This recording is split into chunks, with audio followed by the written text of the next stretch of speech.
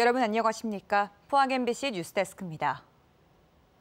오늘 국회에서 열린 국정감사에서 한수원의 체코 원전 수주와 관련된 질의가 집중됐습니다. 또 후쿠시마 원전 오염수 방류와 관련해 정부의 방사능 감시 예산이 크게 줄어든 것에 대한 비판도 나왔습니다. 장미쁨 기자가 보도합니다. 한수원의 체코 원전 수출에 대한 논란이 이어지는 가운데 원전 수주 사업 수익성에 대한 의원들의 질의가 이어졌습니다. 쟁점이 된 것은 체코 원전 수주에 실익이 있느냐는 것이었습니다. 사상 최대 원전 수주라고 국민들에게는 알려졌는데 수익률을 얼마로 계산하고 있어요? 그 말씀을 지금 드릴 수는 없고요. 절대로 믿지는 장사는 아닙니다. 네. 웨스팅하우스와 이 지재권 분쟁 문제는 언제 합의가 됩니까? 계속 그 분쟁 처리를 위해서 진행 중에 있습니다. 한국수력원자력 황주호 사장은 원천적으로 우리에게 수출할 권리가 있다는 점이 명백하다는 취지의 답변을 내놨습니다.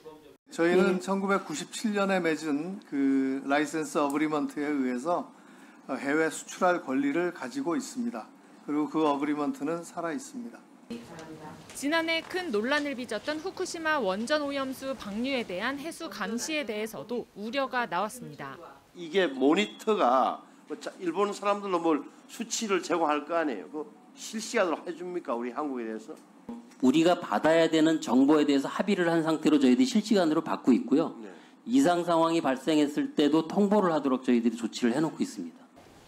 원자력안전위원회 유구키 위원장은 해류에 따라 일본 방사성 물질이 우리 해안으로 오는 시점은 방류로부터 4년에서 5년 뒤로 예상되고 현재까지 방사능 수치에 큰 변화는 없었다고 밝혔습니다.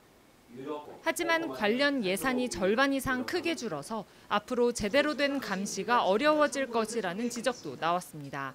지금 현재는 저희들이 생각하는 만큼의 예산을 확보하지는 못했습니다. 관련 예산이 45억에서 18억으로 줄었고 운영 예산, 그러니까 이게 탐지하고 분석하고 시료 채취해서 분석하는 이 직접적인 예산도 반으로 딱 줄었어요. 그렇죠? 운영 예산 30억이 15억으로 줄었는데 똑같은 수준으로 분석할 수 있습니까?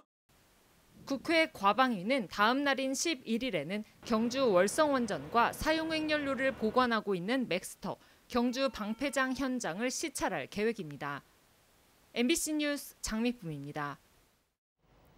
경상북도의회는 오늘부터 13일간의 일정으로 제350회 임시회를 열고 도정질문과 조례안 등 안건을 처리합니다.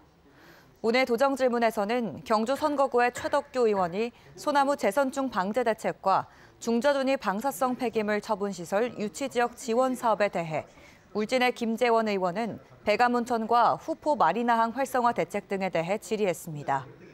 회기 마지막 날인 오는 20일 본회의에서는 5분 자유 발언과 각종 민생 조례안 등 60여 건의 안건을 처리할 예정입니다.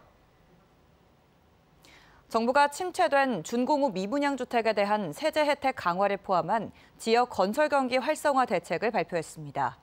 하지만 이 정도로 수요를 촉진하긴 어렵다는 게 지역 주택업계의 반응인데요. 주택업계가 자구 노력을 더 강화해야 한다는 목소리도 나옵니다. 도건엽 기자입니다. 아파트 출입구에 바리케이드를 세워놓았습니다. 놀이터에는 아이들이 보이지 않습니다. 1000가구에 육박하는 이 아파트 단지는 지난 4월 공사가 끝났지만 아직 입주자가 없습니다. 후분양으로 전환했지만 부동산 경기 침체로 준공 후 반년째 분양 일정을 잡지 못하고 있습니다. 지난 8월 말 기준 대구의 미분양 주택은 9,410가구로 전국에서 경기도에 이어 두 번째로 많습니다. 이 아파트처럼 분양 일정을 미루는 것까지 더하면 10,000가구를 훌쩍 넘을 것으로 업계는 추정하고 있습니다. 대책을 요구하는 목소리가 높은 가운데 정부는 지난 2일 경제장관 회의를 열고 지역 건설 경기 활성화 대책을 내놨습니다. 지방 미분양 해소를 위한 인센티브를 강화해 지역 건설 경기를 활성화하겠습니다. 주택 건설 사업자가 보유한 준공후 미분양 주택에 대해 종부세 합산 배제 기간을 7년까지 한시 확대하겠습니다. 미분양 주택을 임대주택으로 활용할 때 세제 혜택을 주는 방안도 포함됐습니다. 하지만 수요를 촉진하기에는 부족하다는 게 지역 주택업계의 생각입니다. 취득세 감면, 한시적 양도소득세 면제 등과 같은 실구매자의 직접적인 혜택이, 금전적인 혜택이 지금은 좀 필요한 상황이다. 미분양 사태의 가장 큰 원인 중 하나가 과잉 공급인 만큼 업계가 자구 노력을 더 해야 한다는 지적도 나옵니다. 지난 2019년부터 2022년까지 4년간 대구에 새로 분양한 아파트는 8만 가구가량. 집값 상승기에 편승해 연간 12,000가구 안팎인 적정 공급량을 훌쩍 넘는 물량을 쏟아냈다는 겁니다.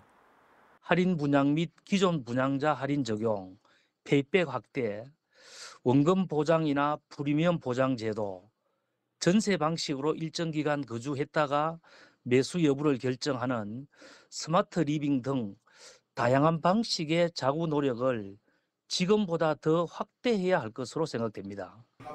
정부 대책도 업계 좌우책도 수요자의 눈높이에 맞춰야 미분양 사태의 출구를 찾을 수 있을 것으로 보입니다.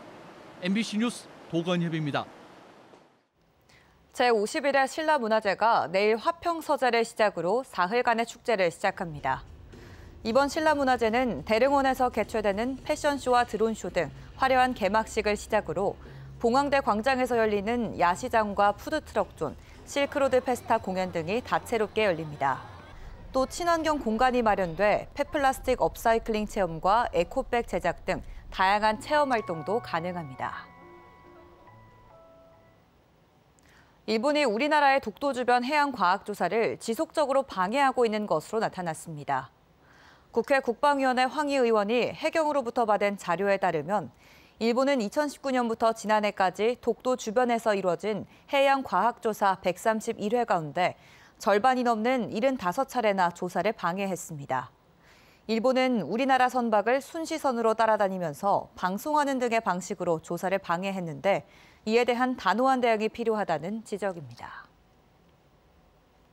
3년짜리 비자를 받고 들어온 외국인 노동자들이 몇 달 만에 사업장을 떠나는 일이 반복되고 있습니다. 더 좋은 일자리를 찾기 위해 일부러 태업을 하고 사업주에게 이직 동의를 얻는 경우도 있다는데요. 유주성 기자가 취재했습니다.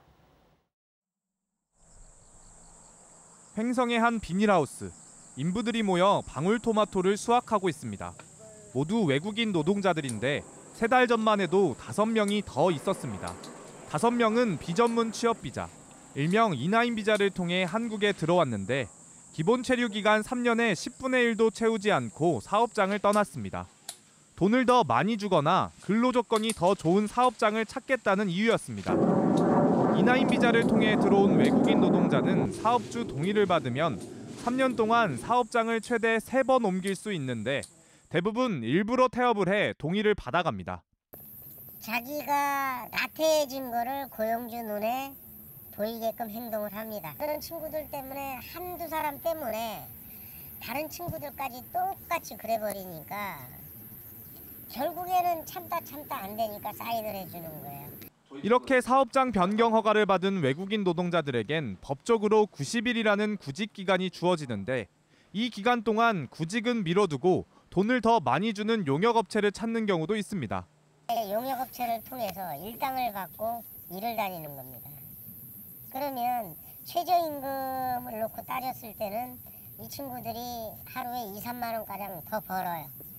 저한테도 실제로 저도 그런 경험을 했고.